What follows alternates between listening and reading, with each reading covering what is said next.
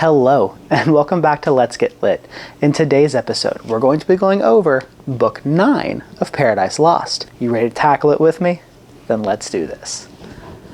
This book starts out with Milton addressing the readers, saying that now the story is going to have a turn for the worse, for tragic. He said that up until this point, he's been talking of gods and men and how they feel, but now is the true moment where man was to fall. He then again asks for guidance and states that this tale, though not one of heroic knights or other stories of great history, this story is nonetheless just as epic, and he even compares it to the Iliad and the Aeneid. He begins saying that at twilight, after the angel had departed and Adam had gone back to his bower, Satan was encompassing earth, and he had fled when Gabriel sent him out of Eden, but now he was meditated and full of malice, bent on man's destruction. Milton says that Satan encompassed the earth for 7 days. He went from pole to pole, north to south, east to west, and during this time he thought over how best to re-enter the garden subtly and how to cause the downfall of man. Finally, after all of his watching of the creatures of earth, he found the serpent to be the most subtlest choice for this venture. Satan also finds the perfect place to re-enter the Garden of Paradise, or even unnoticed.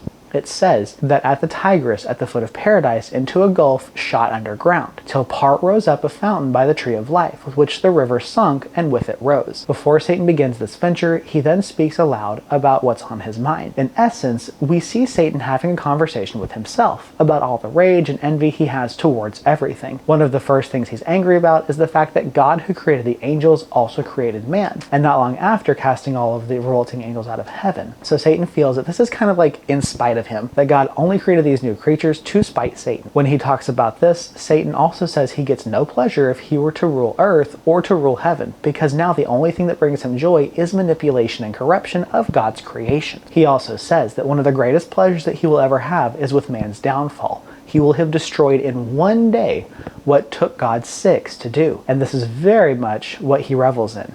He also says that another reason he's doing this is to avenge all of the other fallen angels who rose up against God. And Satan says that he thinks that God just created mankind to replace the angels that had fallen, and that by corrupting man, this is going to justify the fallen angels. He then says the next part of his plan is he's going to have to wait until he finds the serpent to possess, so that way he could make the next strike. However, he's not happy about this because he is now saying that he has to lower himself into a beastly mode in order to accomplish his deed. So this is like another form of embarrassment that Satan has to do in order to get his plan done. And at the very end of this monologue, he says, "Up in heaven, this man of clay, son of despite, whom us with more to spite, his maker raised from dust. Spite then, with spite, his bests were paid." Then, Milton says that Satan goes into the Garden of Eden, but he's not in his angelic form. He's more of like a mist, like a dark mist that's kind of just hovering around. Then at around midnight, Satan begins to look for the serpent so he can possess it. He stumbles across a snake or a serpent that's sleeping on the grass. When Satan sees the serpent, he then enters through the mouth and begins to possess him. And Milton says that the snake never woke up from his sleep. Then, disturbing not, they waited until dawn to make his next move. Milton says that dawn approaches and Satan waits until he sees the pair.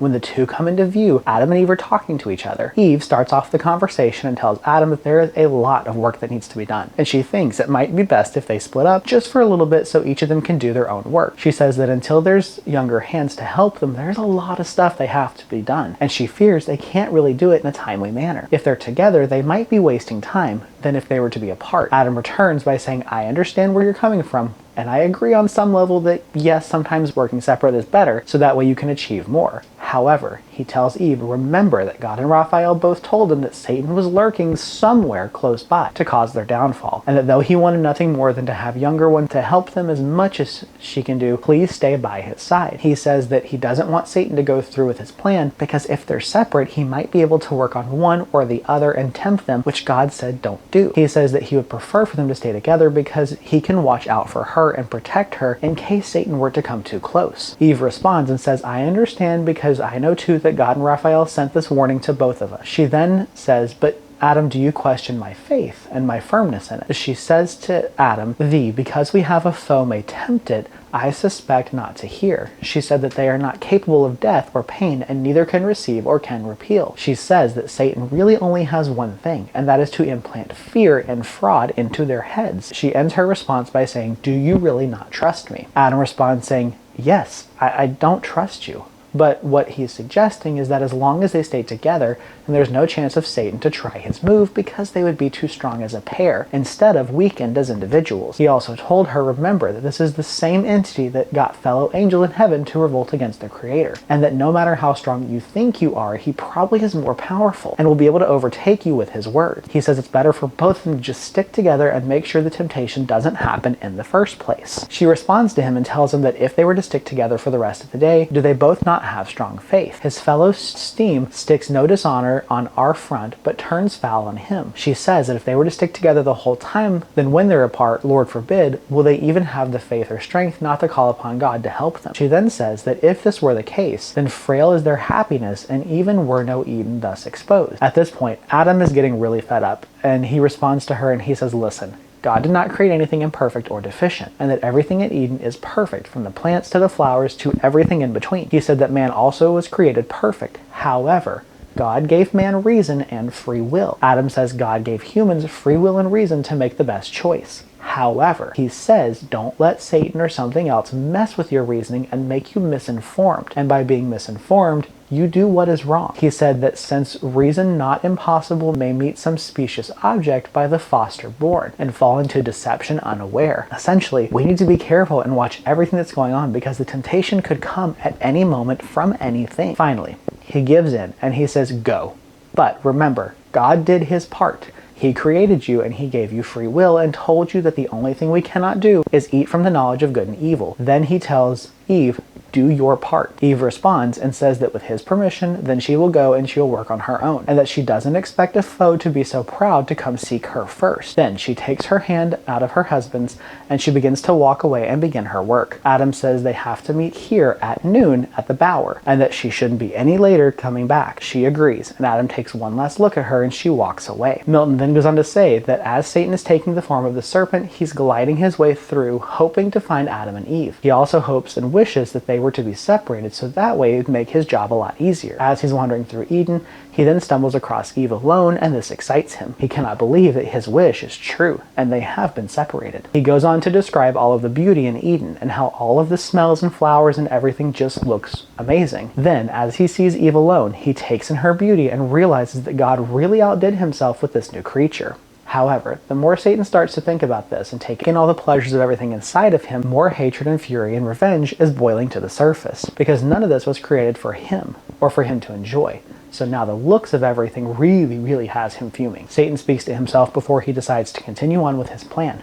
He tells himself how he's very excited that he's going to be the one to cause their downfall, and how glad they're alone, because he knows that if Adam were there, Adam would be too smart and wouldn't take the advances of temptation. But because Eve is made from Adam and not directly from God, then this is going to make it a lot easier. He also states that he has no pleasure in this garden except to cause destruction and downfall. Milton says that Satan very skillfully makes his way towards Eve. He does so at first, trying to be inconspicuous as possible, so that he doesn't raise any awareness. Then, when he decides the time is right, he makes a small little bit of rustling noise in the leaves close to her. Eve doesn't mind this because she knows that it's the animals in the garden. Satan, however, tries one more time and comes out from the leaves to get her attention. This successfully works. And then Satan, in serpent form, bows to her and begins to speak to her. Satan speaks to Eve and tells her that she is beautiful and there is no other one in the garden or anything that could be just as great as she is. He also flatters her with everything, and that she must be God's because only a maker so fair and sweet could make a creation as lovely as she was. Eve responds to the serpent and says, "How are you able to speak?"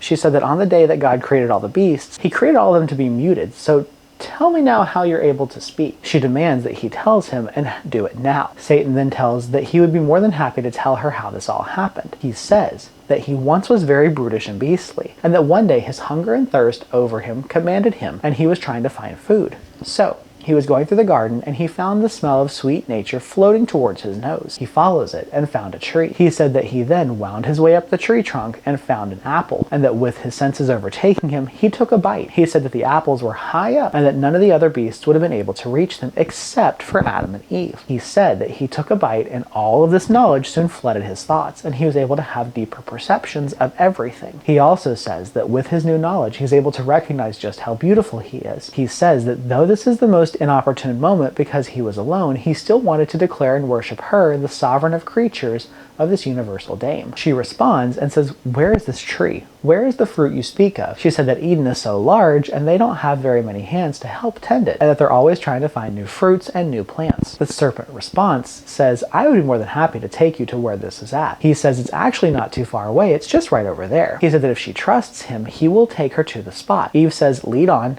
and he does. Satan gets excited about the fact that Eve was following him and that his plan would soon come to fruition. Once they make it to the tree, Eve sees the tree that he's talking about. She tells the serpent that we can't be here. She said God gave them everything in Eden and told them that the only thing they cannot do is touch or eat the tree of knowledge. She said that if they do, then we live the law to ourselves, and our law and our reason is our law. The serpent responds and says, "Wait, I thought God made you the lords of all the earth and the air." He said, "If that's the case, then how come you can't eat from this tree?" Eve responds and says that God told them they could eat any fruit they wanted to except this one, because if they eat this one, they will die. Satan gets a little bit angry, but composing himself, he then decides he needs to make sure he turns up the charm on this next moment, and he really needs to be persuasive, and boy is he persuasive. He begins by telling Eve, "Wait, are you going to let the beast be smarter than you? Because he's tasted of the tree of good and evil, and he has learned so much that he's almost now human." He says, "What are you worried about? Are you worried about death?" He tells her that if she eats of the tree, she'll gain ultimate knowledge and she'd become more goddess-like. And why was she afraid of death? If anything, death was to happen so that way she could become her higher form. He then goes on to say that the only reason God has this rule is to keep his worshippers lowly and dumb. Because if they don't have the knowledge that he has, then there's no way they can ever be on the same playing field. And he says that is why God created this rule in the first place. He says what knowledge can hurt him, or God, or this tree impart against God's will if it be God's. He said that God does not want them to eat the fruit because he doesn't want them to be envious of him and all of his knowledge. He finally ends his statement by saying that Eve is a goddess humane, and that by achieving this, all she has to do is freely taste the fruit. She then begins to talk to herself and tries to gain understanding of what exactly is going on. As she's talking to herself, she starts to question everything that God has told her. States that if this is the tree of knowledge of good and evil, and if they eat of it they'll die, but the serpent's eaten from it and he hasn't died. So is eating of this fruit actually going to kill her? She also says that the snake doesn't envy but brings up joy with all this knowledge that has been fallen on him, and that the serpent is friendly to man, far from the deceit or guile. She says rather to know to fear under the ignorance of good and evil, or God, or death, or law, or penalty. She then soon reaches her hand out and plucks the fruit, and she eats it. As she eats the fruit, all of nature and earth begin to sigh because they've realized the downfall of man. However, Eve begins to worship the tree, stating how good it is and how thankful it is that now she has all of this knowledge. As she realizes what she's done, she also then realizes that Adam must eat the fruit too, partly to give him wisdom, but also because she can't bear the thought of being without him, or God creating another life for him. At this moment, Adam is at the bower waiting for Eve with garlands made of flowers ready. However, when she does not get there by noon, he starts to walk the garden to try and find her. As he comes across the tree of knowledge, he sees her.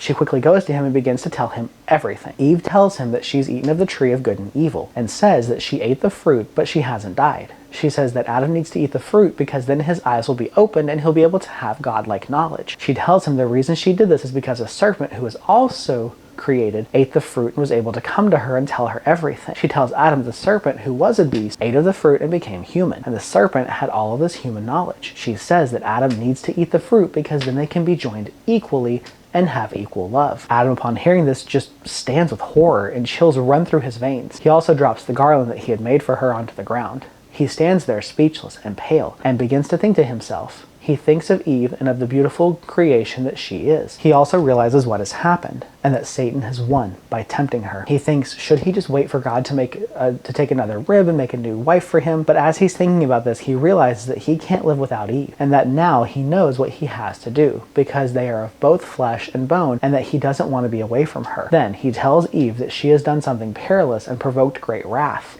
He said that she ate from the only tree they were not supposed to eat from. He says that she has found death, and death will come upon them, even if it's not immediate, or what they're thinking of as death. He then goes through his entire state and finally says We are of one flesh, and I cannot lose you. He says that he has fixed his lot to her, and that if she is to consort with death, then he will have to as well. He says to lose thee were to lose thyself. Eve responds to Adam and essentially says, thank you for doing this because I couldn't bear to be apart from you. And she then begins to praise him and says that once he eats of this, his eyes will be opened and they will be equal together. Adam takes the fruit from her hand and knowingly, without deception, takes a bite. The earth again cries out in the sadness of the first mortal sin. After doing this, Adam's eyes are then opened to the knowledge of good and evil. After his eyes have been opened, then looks at Eve very lustfully, and they begin to have a conversation about how beautiful each other are, and how blind they were they couldn't see the beauty standing in front of each other. Then they went over to a shady brook full of flowers and began to make love, but this time more lustfully. And this time, instead of it being for pure love, it's out of pure lust. After their time of lustuous play, they got up and soon realized that they needed to hide their shame on their body parts from each other. So they went through the garden and tried to find leaves that would be the easiest to hide their shame. That's when they found the fig leaf, which Milton says is now established as the first leaves used for clothing.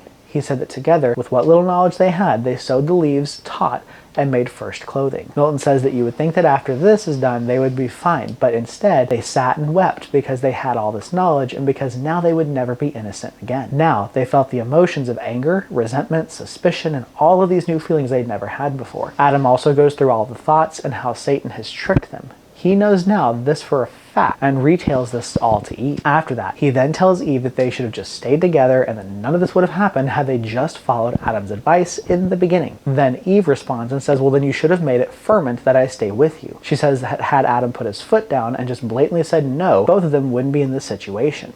She then says, how was I to know that the serpent was going to do me ill or harm because I didn't know what harm or ill was? Adam responds to her and says, I am now the reason for all of this. He says that essentially she told him that she was strong enough to go by herself. She knew better than to be tempted, and she even told him that she was strong enough to overcome any temptation that might be her way. And essentially he's like, but you didn't. He says now both of them have fallen from grace and from God because of his trust in her. He tells her that he trusted her to do what was right, and she confirmed that she was going to do what was right. But now look where it got them. Look where all of this has happened. Milton goes on to say that they spent the next few hours blaming each other and both of them not really taking responsibility for what has happened. This is where book 9 ends. I hope you guys have a great day. Please remember to like, share, and subscribe. And as always, stay lit.